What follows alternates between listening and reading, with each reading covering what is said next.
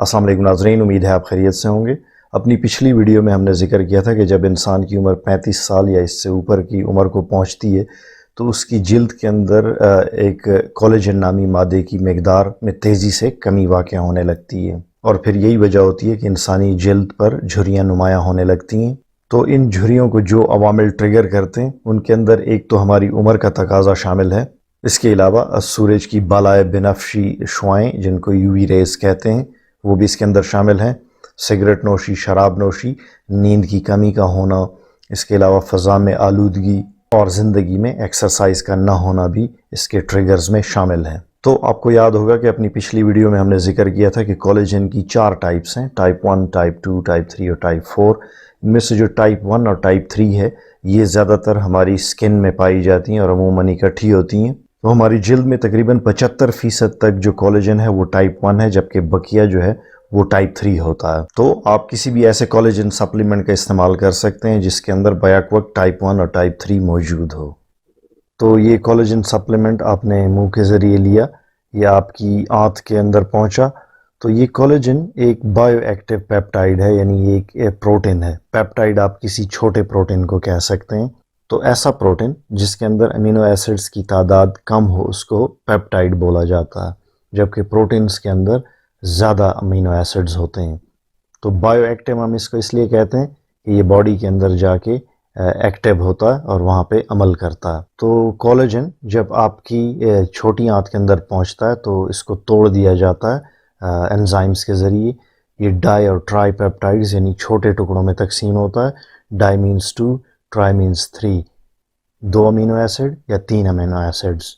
तो यहाँ तादाद ज़्यादा थी, यहाँ ये छोटे टुकड़ों में तकसीम हुआ, इसलिए क्योंकि जब ये छोटे टुकड़ों में तकसीम होगा जब ही ये खून में पहुँच पाएगा, और इसके बाद उसकी अगली मंजिल जिल्द, बाल और नाखून है। तो वहाँ तक पहुँचने में और इनके अंदर डिपॉज़िट होने में इसकी साइज़ का छोटा करना बहुत ज़रूरी है। तो ये अमल हमारी आंत के अंदर हो जाता है। तो अगली स्लाइड में ये देखते हैं कि कोलेजन जो कि एक बड़ा पेप्टाइड था कंपैरेटिवली, उसको छोटे टुकड़ों में कैसे कुतरा जाता है। एक बात यहाँ पे समझना बहुत ज़रूरी है कि हम अब तक सिर्फ कोलेजन का जिक्र करते हैं, इसके साथ साथ एक और प्रोटीन भी होता है जिसको इलास्टिन कहते हैं, और ये दोनों मिल के काम करते हैं। अब फॉर एग्ज़ाम्पल ये एक मैश वर्क है, कुछ तारें आपस में जुड़ी हुई हैं। ये ज़िग ज़ैगी आपको एक फ्रेम नज़र आ रहा है, तो इसके अंदर ये जो तारें हैं इनको आप कोलेजन कह सकते हैं, और इनको जो गिरहें लगी हुई हैं या गांठें लगी हुई हैं ये इलास्टिन है। तो यहाँ पे इन कोलेजन्स को जो मजबूती देने वाली गिरहें आपको नज़र आ रही हैं ये सारी इलास्टिन कहलाती हैं, जबकि तारों के ये हिस्से जहाँ पे ये ब्लू एरोज़ आपको नज़र आ रही हैं इनको आप कोलेजन समझ सकते हैं। तो इनका जिक्र आगे करते हैं, आपको ज़्यादा बेहतर समझ आएगी। तो जैसे मैंने बताया था कि ये दोनों प्रोटीन यानी कोलेजन और इलास्टिन आपस में पिरोए गए धागों की मानंद होते हैं। तो जब इस पेप्टाइड को हमारी आंतों के अंदर कुतरा जाता है कुछ एंजाइम्स के ज़रिए जिनको MMP1 और MMP3 कहते हैं, और ये मेटालोप्रोटीनेज होते हैं। तो फॉर एग्ज़ाम्पल यहाँ पे उसने कट लगाया क्योंकि उसने एक डाईपेप्टाइड बनाना है, 2 अमीनो एसिड्स वाला टुकड़ा बनाना है, और एक कदरे बड़ा यानी ट्राईपेप्टाइड 3 टुकड़ों वाला एक पेप्टाइड उसने काटना है। तो ये इस तरह इन एंजाइम्स ने 2 टुकड़े बनाए, 2 अमीनो एसिड्स वाला, 3 अमीनो एसिड्स वाला, और ये फिर बआसानी खून में शामिल हो जाते हैं और आपकी जिल्द, आपके बालों और आपके नाखूनों तक पहुंचते हैं और वहाँ पे डिपॉज़िट होते हैं। तो ये हमारी जिल्द है, ये उसकी बैरूनी सतह, ये सारी लेयर्स जो आपको नज़र आती हैं इनको एपिडर्मिस बोलते हैं। तो ये ऊपरी तह है और इसके नीचे एक और तह है जिसको डर्मिस कहते हैं। ये जो सब कुछ यहाँ पे लिखा हुआ है इस पूरी लेयर के अंदर ये सब कुछ डर्मिस के अंदर आता है। तो इसमें आपको कोलेजन नज़र आ रहा है, इलास्टिन नज़र आ रहा है और कुछ फाइब्रोब्लास्ट नज़र आ रहे हैं। फाइब्रोब्लास्ट वो खलिए या वो सेल्स हैं जो इन 2 प्रोटीन्स को हमारी जिल्द के अंदर बनाते हैं, यानी ये वो सेल्स हैं, ये देखें आपको नज़र आ रहे हैं। ये बेसिकली इस कोलेजन और इलास्टिन को सिंथेसाइज करेंगे, हमारे लिए बनाएंगे। और ये फाइब्रोब्लास्ट कब तक ज़्यादा एक्टिव होते हैं? 30 साल तक।